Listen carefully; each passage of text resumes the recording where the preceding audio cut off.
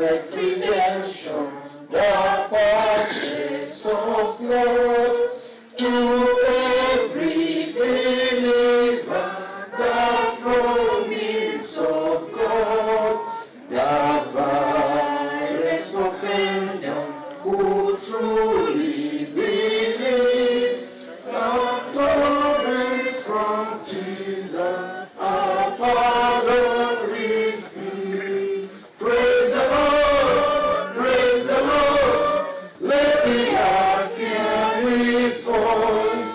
Praise the Lord, praise the Lord, let the people rejoice.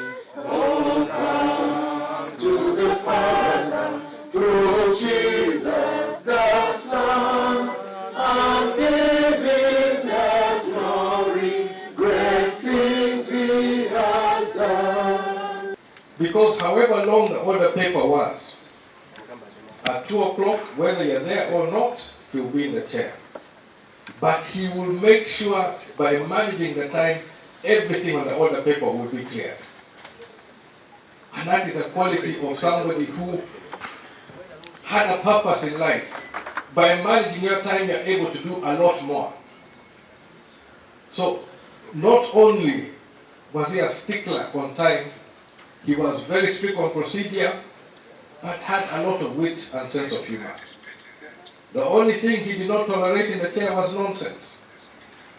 If you brought any nonsense, you get the bad side of the speaker, because he believed in procedure, and whether you agreed with him or not, so long as he followed procedure, you would have your opportunity to speak.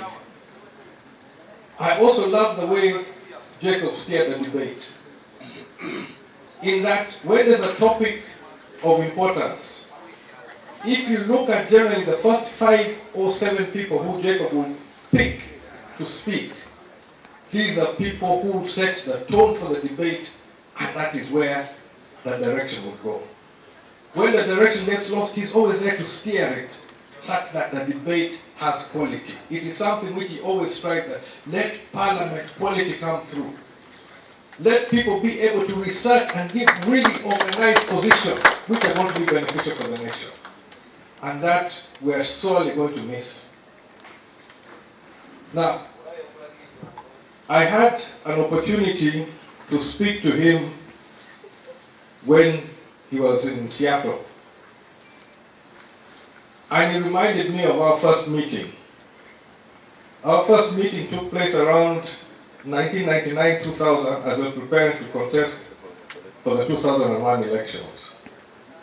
He came to Lusaka and was introduced by an elder in the party as somebody, a young and aspiring leader.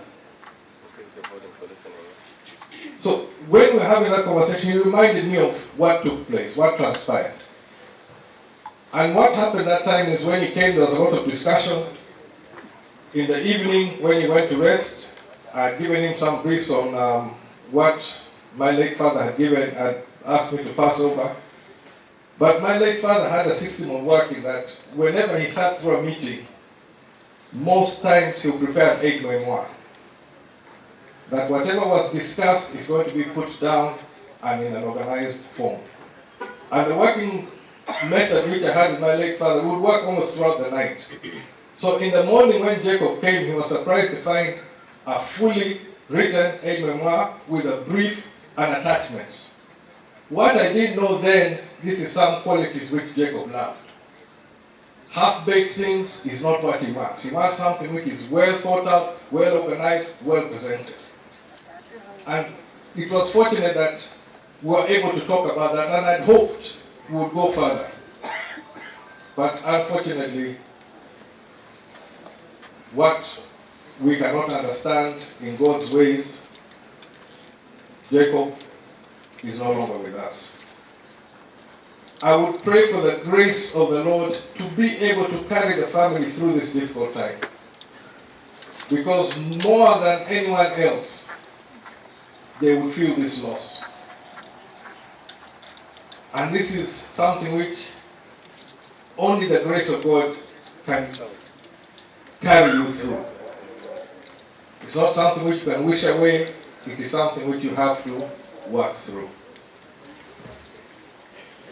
On the point, as I close, with my friend Jacob, who were bikers, we had passions for bikes. Within Uganda Bikers, we have many people of various professions who enjoy biking. But one of the key elements which we do while we bike is a lot of charity work. And every time we called upon Jacob to stand with us, he always stood with us on matters of charity. We have been supporting Hospice Ginger and dealing with some of their terminally ill patients. We also support Cure Hospital in Mbale. But there are a lot of charity events, and Jacob was always with us. Every time we called upon him in supporting this charity work, we were there. I'm somebody who is passionate about bikes, and I shared this passion with Jacob, but our friendship went a lot further. Members of the motorcycling community also wanted to show their appreciation, as Jacob was somebody who helped steer the tax issues for those who are racing, and this is something which we remain eternally grateful. But I thank God for having the opportunity to have known Jacob, to have worked with him, and to have really understood somebody who truly loved and appreciated Uganda and did everything for our great republic. May the soul of Jacob rest in eternal peace. Right Honorable Secretary General, could be in future will get an opportunity to share, because my first interaction with the Right Honorable Speaker was when we were in Makerere Students' Politics. I had an opportunity to be in the DRC, where the Right Honorable Speaker was a speaker. And later, when I contested and became the guild president of Makerere University, there was a petition against me, and the person who chaired the process was Right Honorable Jacob Oulanyah, when I had been petitioned, and he upheld my election as a guild president. When I first traveled out of the country as a guild president, we flew together with Right Honorable Jacob Oulanyah. He had come back to the university to do law. And it was an experience that we went through. And recently, before he traveled to the US, or before he fell down and was bedridden, we were reminiscing on what we were going to write on the experiences that we had together.